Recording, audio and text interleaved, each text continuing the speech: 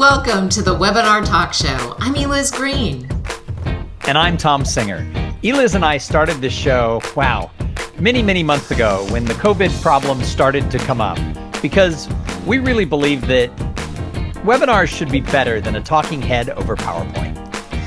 Right, and as we've all moved to these virtual events, virtual conferences, virtual trainings, it's even more important that we provide our people, the people that we're serving, with content, of course, but also that community piece and a reason to attend live in person rather than just being a passive viewer. In fact, we fully believe that associations and companies should be holding events. In fact, maybe they should be holding more events. And what's our hashtag, Eliz? Don't cancel your event. Absolutely. So, I know I say we have a great guest every time we do an episode, but every single time you say that. Every single time. We do, but we've been waiting for this guest for quite a while, and I am so excited.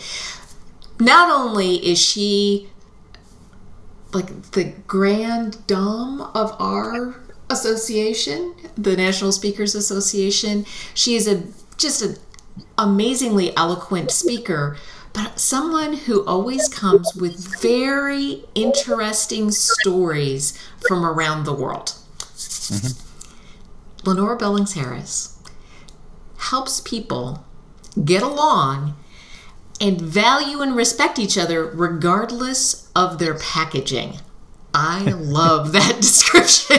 Because you know what? We all come in different packages. We do indeed. Welcome to the Webinar Talk Show, Lenora. Thank you so much. I am thrilled to be with you today. So let's go back to January 8th, 2020. You, we're in the Wayback Machine. It seems like, I don't know, about 18 years ago, but it was not that long ago. Just 10 months ago. That was a pretty special day for you and your husband. Tell us what happened that day. So we went on board a fabulous cruise ship to take a world cruise, which was supposed to be for 4 months. Didn't quite last that long. Around the world cruise. How cool was that?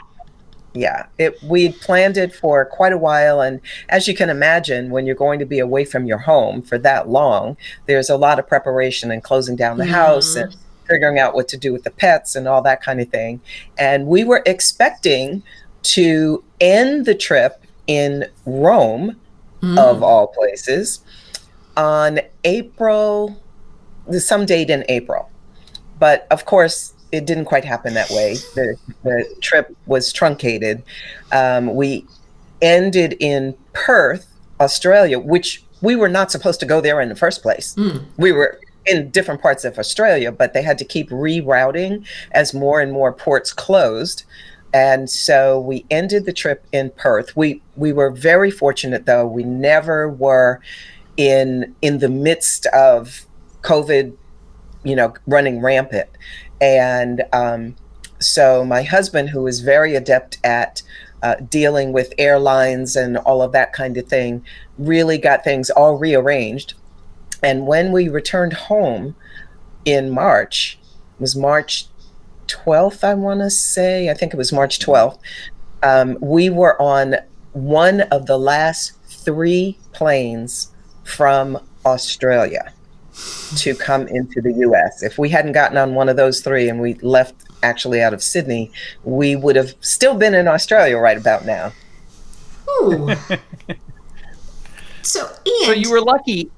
No, go ahead. I was going to say, you were lucky in the fact that you weren't one of these cruise ships that had the virus kind of run rampant across it, and that you actually got home before the world shut down. But what was it like being on the cruise ship knowing the cruise was being cut short? What was sort of the feeling of there's a virus, we're going to Perth, and everybody's leaving? Well, when we first started learning about it, because we get TV like everybody else does. And so we were seeing the same reports that everyone else around the world was seeing, but we knew what our route was. So initially, everything was still fine. We were going into ports, people were getting off, other people were getting on, the entertainers were changing and that kind of thing. But then over time, I think the first time that we really kind of felt it, we were in French Polynesia, and one of the tiny islands would not let us port because they only had like 30,000 people on the whole island, and they had been infected several years before with the measles because of someone who had come from Australia. And they knew they just could not run any risk at all, regardless of how safe we said we were. So that raised our attention a little more. And then as days went on, the captain would announce someplace else we couldn't go. And we went all the way around New Zealand. And then by the time we were leaving New Zealand, that's where the routing completely changed. And he announced that we would, no, I think we made it to Sydney. But anyway, when we left Sydney, that's when he announced that the cruise would end in Perth, and they would let people off in Sydney if they wanted to be off completely because they might have been too nervous, but they were not allowing anybody to onboard. And so when we left Sydney and went around the island the other direction, we knew everybody on the ship at that point were the adventurers. We're going to tough this out to the end. And there were, listen to this, there were 250 guests left, and there were 400 crew. So we were extremely well taken care of. Really, this is a 4-month-long, well-planned event. So for our meeting professionals that we serve, that's a lot of bad news to continue to give to people.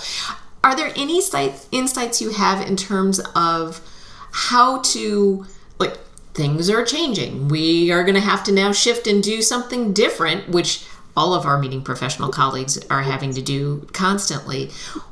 How was that handled, and how do you think people can do that well and still make people feel valued?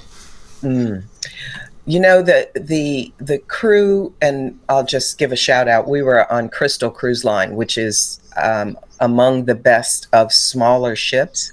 And the captain and the senior officers were clearly very well trained on how to deliver this news, especially since it was, you know, a little bit bad news, more bad news, that kind of thing. And I was very impressed with how they selected what they would say. The first thing was they were never panicked. Now, they might have been like, you know, ducks on the water and looking right, but they came across as, we got this, we know you're safe. And they also changed many things on the ship itself, like there was no more buffet, and they really made sure you washed your hands and used sanitation before you went into any eating area, that kind of thing. So they did little things that were very important, and then really scripted through not only what they would say to us as a full group, you know, when it's all over the ship, but even it was clear the crew members, general crew members, knew how to answer questions that guests might be asking them. So really planning out that strategy. And one of the things that was very disconcerting for the crew is, you know, these are people that sign a contract to work for a certain period of time. Right. And that all had to be shifted to figure out ways for them to get to their homes. And some of them lived in places where they no longer could land. So these are folks that are trying to serve the guests, but yet they're dealing with their own anxiety. It all was very well handled, but that showed that there was a clear plan, even though, you know, no one knew of COVID in the beginning. They probably had dealt with this before with SARS and that type of thing. And, you know, so from a meeting planner's perspective, from meeting professionals, It's plan for the worst and hope for the best. And it was very clear that they had done that. Yeah. Well, and there's a lot of events, going back to what we said at the beginning, don't cancel your event. But there's been a lot of like, okay, we're going to plan it in person, and now we're going to plan it, maybe it'll be hybrid. Maybe, and now we keep moving down. And I know you and I are working on an event that originally, for next summer, we're like, we're going to all be all together again. And really maybe. Would love to be all together again. But we've had to shift along the way. And, I'm delighted to be serving on a committee with you that is so open to the idea of, okay, how are we going to do this? When you're advising people thinking about, okay, maybe it's going to be hybrid, maybe it's going to be virtual, what are you telling people about how to make sure, like, as you said, that you're valuing and respecting people regardless of their packaging? Because as we shift to these virtual events, there are other concerns, right? Different than when we were in person. I think that's where my expertise in the area of diversity and inclusion and equity and racism, all of that kind of thing, helped me a great deal, even though I wouldn't have necessarily expected it to in the beginning. And it helped in this regard is, first of all, we need to regularly think of how can we recalibrate if we need to. And then as it relates to meetings and events, as we look at virtual, in the very beginning, I think most people didn't have a clue how to do any of this. And everybody's trying to learn how to work Zoom. Right. And lots of people are becoming more savvy with various platforms. However, for meeting professionals, you want to always be a notch above what your members and your attendees are expecting, because that's what's going to cause them to gravitate to want to really be together. And there are ways to socialize virtually. So to really think about your members, think about your attendees and what they're going through. So the anxiety of being at home constantly and trying to homeschool and work from home when that's not normally what they would be doing, consider those types of stresses and how then can your event give them some ease and also content. So people are so craving being together, but that's not the safest thing to do. So how can you bring us together as guests, bring us together so that we're seeing faces and that type of thing, and we're also learning to be better professionals. And the regardless of the packaging piece is consider generational differences, consider ability differences, whether it's people literally with major disabilities or with just disability of, I don't know how to do this. So what do I need to know to even join your event? Right. So, you bring up an interesting point when you talk about people who have differences, even if it's just not being comfortable using the technology or something else. You're well known as one of the country's leaders when it really comes to being able to talk about inclusion and what that means. And of course, there was more than just the pandemic this year, right? We had everything that came up around race and all this. How do we take that into meetings? How do we take inclusion, and I mean across the board, into these virtual meetings? Yeah. Everyone has a higher sensitivity about what inclusion really means. I am very fortunate to be working with clients that have taken this extremely seriously. And it is not we're going to do something now because it looks good PR wise, but they're really committed to make long-term change within their organizations and outside and within their communities around systemic racism and that kind of thing. So from a perspective of events, because everyone has been much more highly sensitized, regardless of how they interpret it, but they've been more highly sensitized. What meeting professionals really need to consider is not just bringing more diversity to their platform, so to speak, whichever platform it is, more men and women, more people of color. That's a start. But what they also want to consider is, in their meetings, are they doing things that enable their members or their attendees to really feel included? And here's how I mean this. And frankly, when I present to speakers whose topic is not diversity, and I share with them lots of tips and techniques that speakers can do to help their audience, regardless of the packaging, feel more included. So the meeting planners need to consider how they might have use sign language, for example, how they might, if they're showing a video, make sure there's closed captioning. Many organizations are requiring speakers to do that.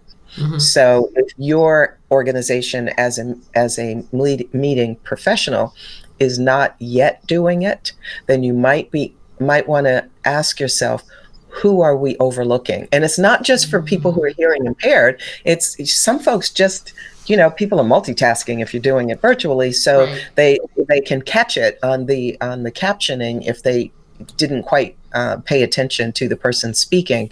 So the point, though, is, are you doing things that are going to work well for younger folks, for older folks, for people of different nationalities as well as ethnic groups? And that includes in your promotions. Are you showing diversity in the pictures?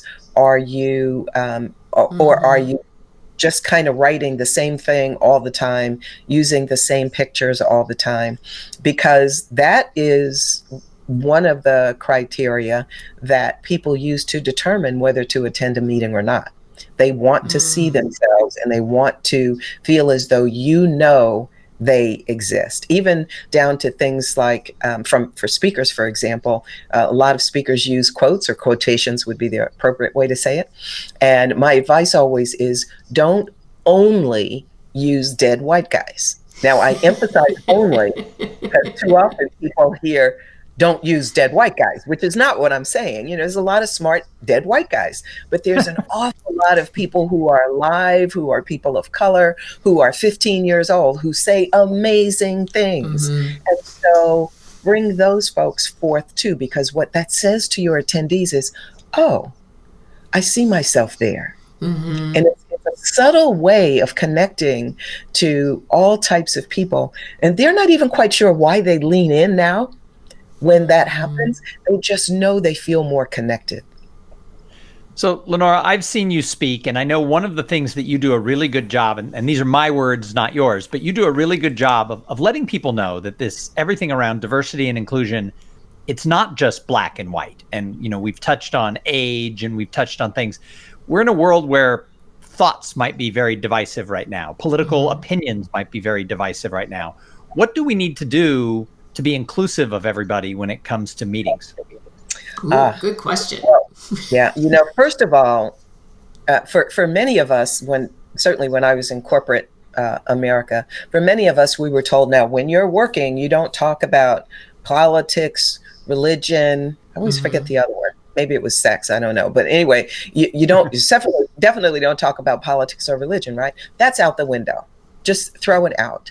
And so what I say to meeting professionals is, not that you necessarily want to bring it into the meeting, but there may be circumstances where it does make sense to have a conversation. Maybe you have a panel conversation, depending on what the industry is that you're speaking to, because all of this is impacting us in many different ways, with unemployment and with communities pretty much shutting down. And now we're going into shutting down, it looks like, again.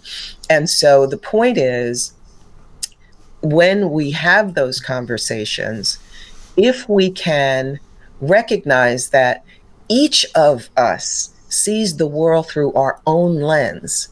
In other words, even though the three of us know each other, we could look at exactly the same experience, exactly the same thing happening in front of us, and all three of us have a different interpretation, because that comes from our experience, our background, the biases we have, etc.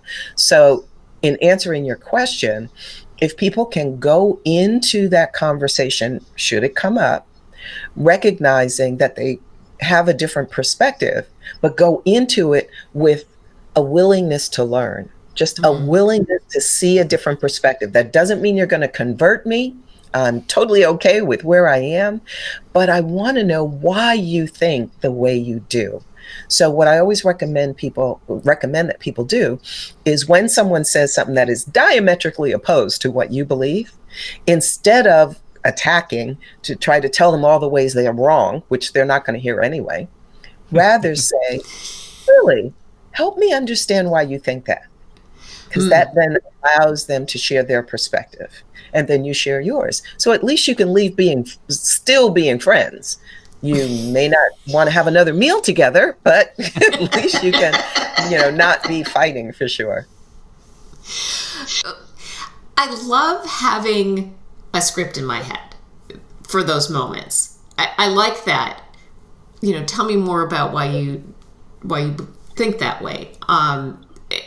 Any of those things that we can have sort of in our back pocket to pull out and say, ooh, my initial reaction is like, but how do I make this a conversation rather than a confrontation? When you're advising people, rather than avoiding topics that might be leading us to be more like this, how do you advise them to structure an interaction? Because you said maybe it's a panel discussion. Structure an interaction at an event so there can be an exchange of ideas, rather than, well, we're not going to talk about that because that's too controversial. Yeah.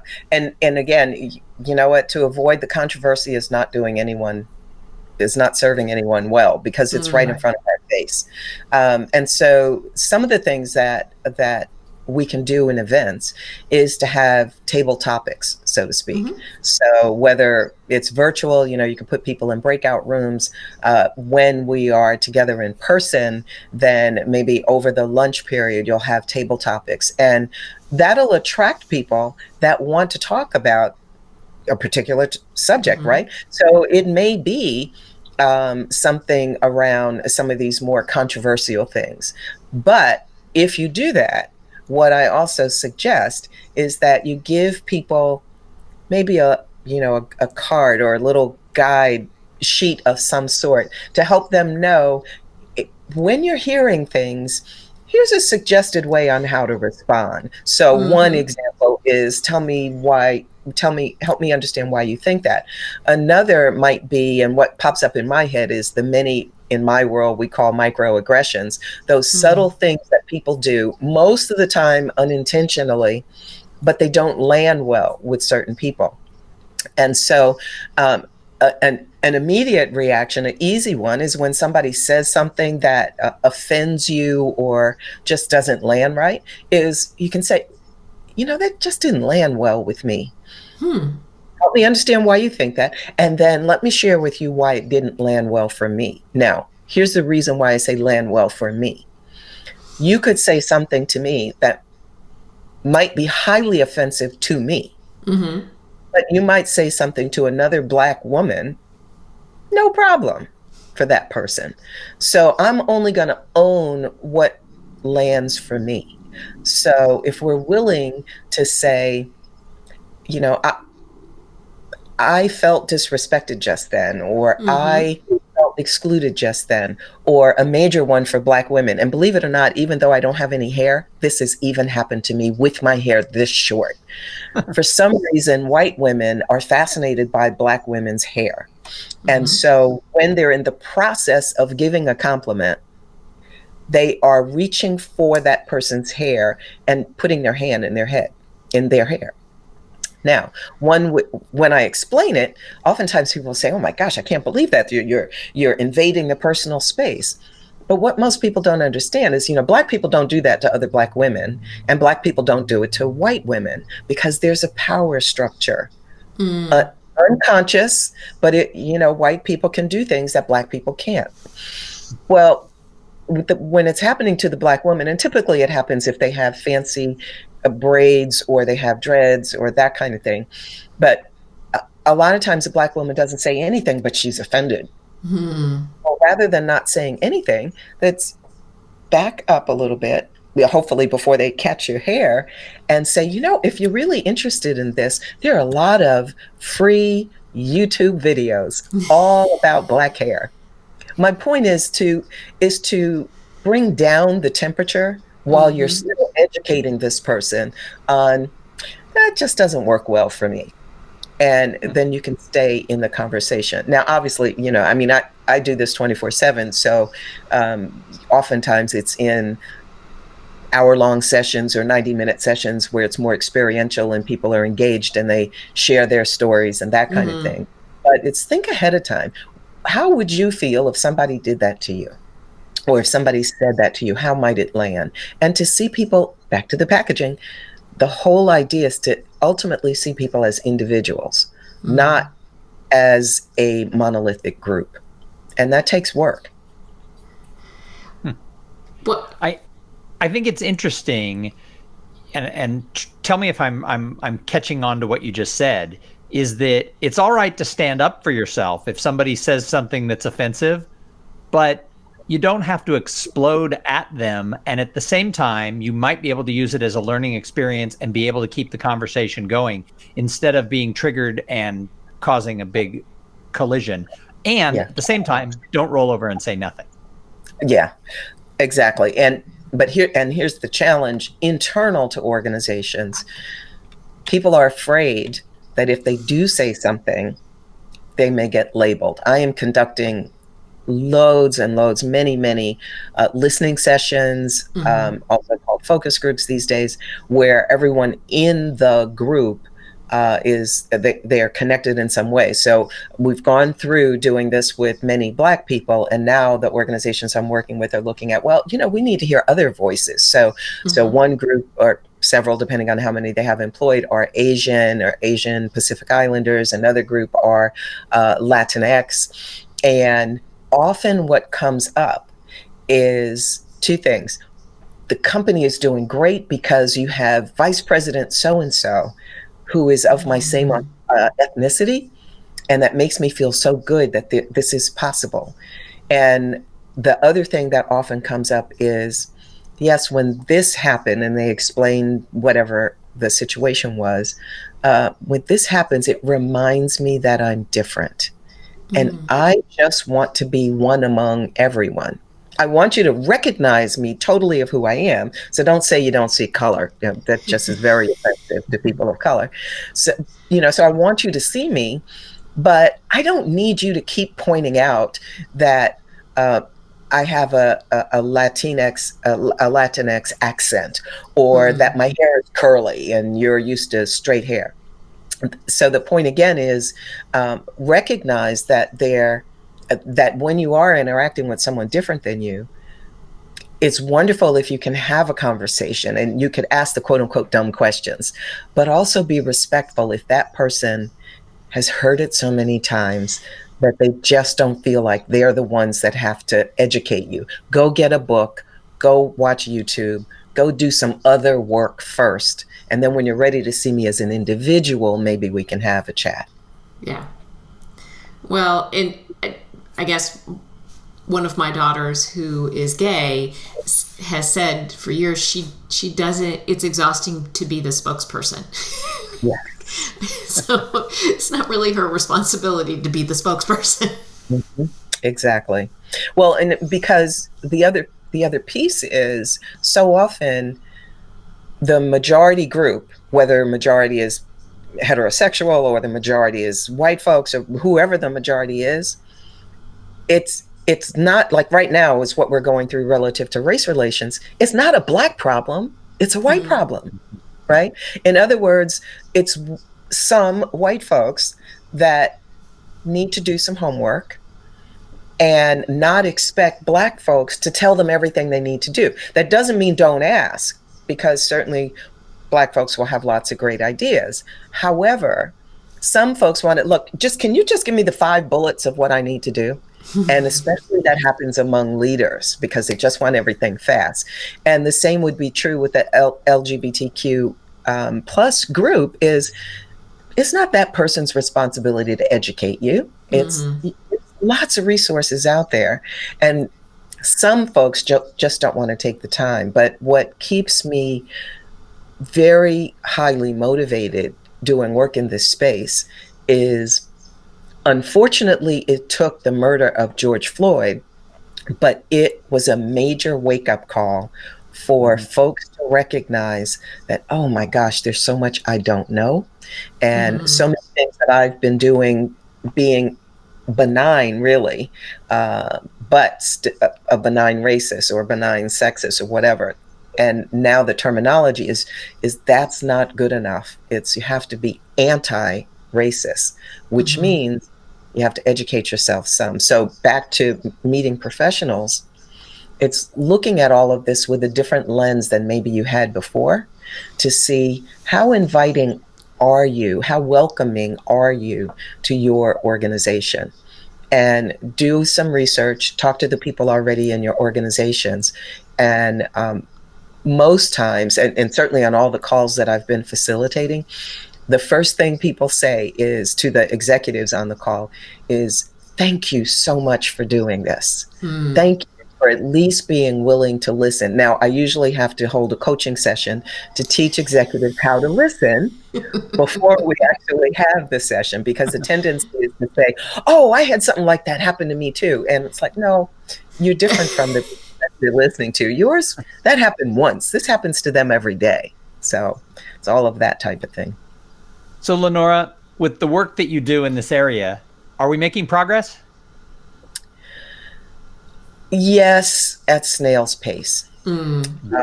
I listened to an interview the other day of the woman who is the first woman to be general manager of a baseball team. Yeah. And so, of course, the question that always gets asked is, so what do you think this will mean to little girls?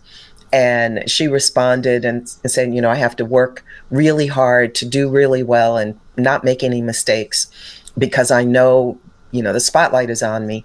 And the positive is little girls can see that someday if they like baseball, they could do the same thing. But what occurred to me was there's 2 messages. One is, yes, people often need to see themselves in certain roles before they can think they could ever do it. Right. But the wake-up call is to the decision makers. Yes, you have one. What did you learn from that? And what can you do differently to remove the barriers so that there's more than one? I've been fortunate in my career to be the first in a lot of ways, but I sure hope I'm not the last. I sure hope that people recognize, because what goes through every underrepresented group person, whether it's Black or they're Asian or, whatever the difference is did I get this job because of my difference, or did I get this job because I was the best talent? And I'm secure enough now, because of how old I am, I'm secure enough in knowing I got those jobs because I was the best. But at the time, I also know I got the job because the decision makers were comfortable with me. And I think the challenge is, can you promote, hire, appoint, or whatever, people who are different than you, who are brilliant, and maybe you're not quite comfortable, because that's probably the voice you need to hear. Because ultimately what we're looking for is diversity of thought. Whew. So I'm a little sad at the moment because we have to stop this conversation. I know. And I would love to continue. So we'll just have to have you back, I think, is the answer to that. But if somebody is listening and thinking to themselves, I really need Lenora, where would they find you? The easiest way to find me is to go to my website, which is ubuntuglobal.com. ubuntu.com. Ubuntu is spelled UBUNTU, and then the word global.com. And just click on contact, and you can reach me that way. And just very quickly, because everybody always asks me this, Ubuntu is a Zulu proverb that means I am because we are. We are because I am, which when I learned that many years ago, I realized that that was a very broad definition of why diversity and inclusion is so important. Awesome. Well, that's a beautiful way to end. Thank you so much for being with us today, Lenora. We so appreciate My it. pleasure. Absolutely my pleasure.